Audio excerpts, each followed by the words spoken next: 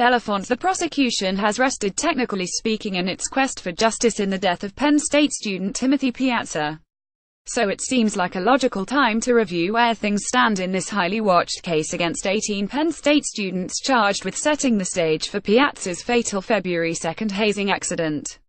Here's a look at what we've learned, and what's still to be learned, about this case and some of its characters after 5 days of testimony and argument, interspersed over the last 2 months, in Bellefonte 1.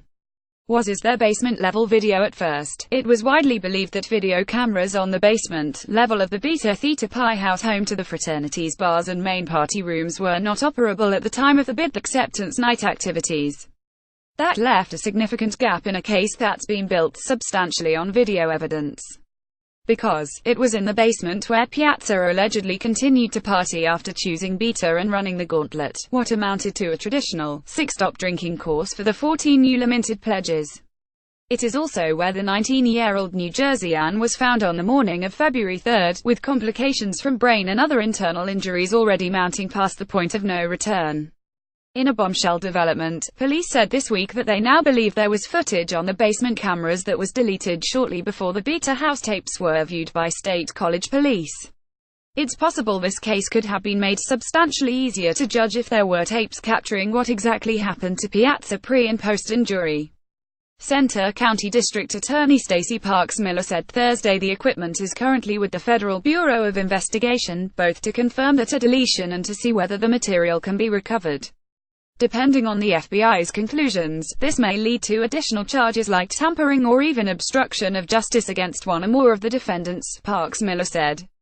2. Will Penn State football trainer Tim Bream explain himself? The defense has pointed a lot of fingers Bream's way this week, casting him as a proxy whose approval of the pledge night activities as Beta's live and senior advisor somehow lessens the responsibilities of the brothers. Bream has now been ordered to appear at the August 30 resumption of the hearing, presumably to take questions on what he knew of the bid acceptance night plans, what he observed when he was there, and what he advised the fraternity brothers to do in the aftermath. It's possible he could fight the subpoena, or simply take the stand and insist on his Fifth Amendment rights against self-incrimination. Or, he could use the opportunity to tell you his side of the story.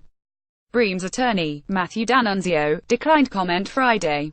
It's important to remember that Parks Miller has staunchly defended her decision not to charge Bream, arguing that she has seen no evidence to suggest criminal culpability on his part. But it feels like there is growing pressure on Bream to explain himself, and it's hard to see how it dissipates as long as this case is pending.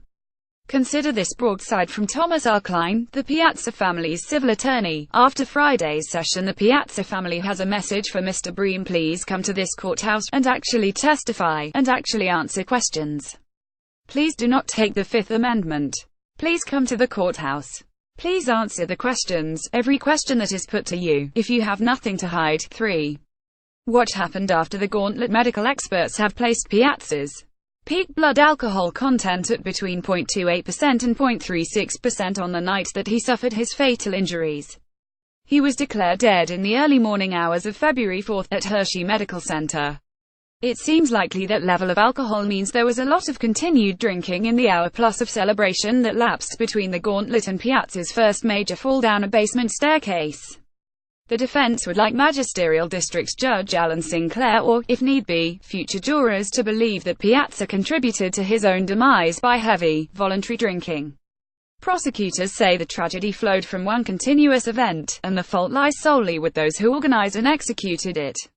The most serious charges, then, could turn on what we ultimately hear from pledges, brothers and other guests at the Beta house who can provide their observations as to what they saw and did that night. It won't change the tragedy, but it could have everything to do with whether serious criminal convictions follow. 4. There will be guilty pleas. Trials time will tell. It's not going to happen before the preliminary hearing concludes.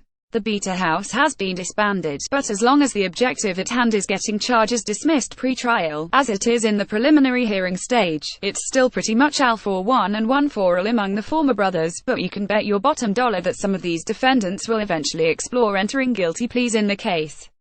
Why? For one thing, it's rather obvious that alcohol was furnished to minors. 12 of the 14 students in Piazza's pledge class were under the legal drinking age of 21. Some of the defendants will likely try to see if they can get any lenience through admitting to that, and possibly even testifying for the prosecution. It also seems today that most, if not all, of the 8 charged with the crimes that carry the most serious potential of jail time, involuntary manslaughter, aggravated assault and reckless endangerment, will go to trial because they truly believe that their mistakes were not criminal. But there's a big wild card there. In January, Parks Miller will see her tenure as district attorney end and the office will transfer to Bernie Cantorna. Cantorna has been careful not to publicly discuss cases that are likely to fall onto his desk. But there is no denying that transition will hit a significant reset button from the legal knife fight atmosphere that sometimes permeates the courtroom now, and it's impossible to know how that all shakes out right now. 5. After 5 days of testimony, nothing has proved as riveting or heartbreaking as the first day spliced together silent footage of Tim Piazza's struggles against his inebriation and injuries on February 2 and 3. For anyone who viewed it, it will be a long time before the images of the 19-year-old sophomore from Lebanon, NJ, repeatedly trying to change his situation, but seemingly unable to complete the thought, leaves the mind. Or the failure of anybody else to successfully intervene on his behalf while there was still time. 6. Hitting the pause button. While the criminal case slogs on, victims and defendants have lives to live. For the defendants, their Penn State educations are either on indefinite pause, or over.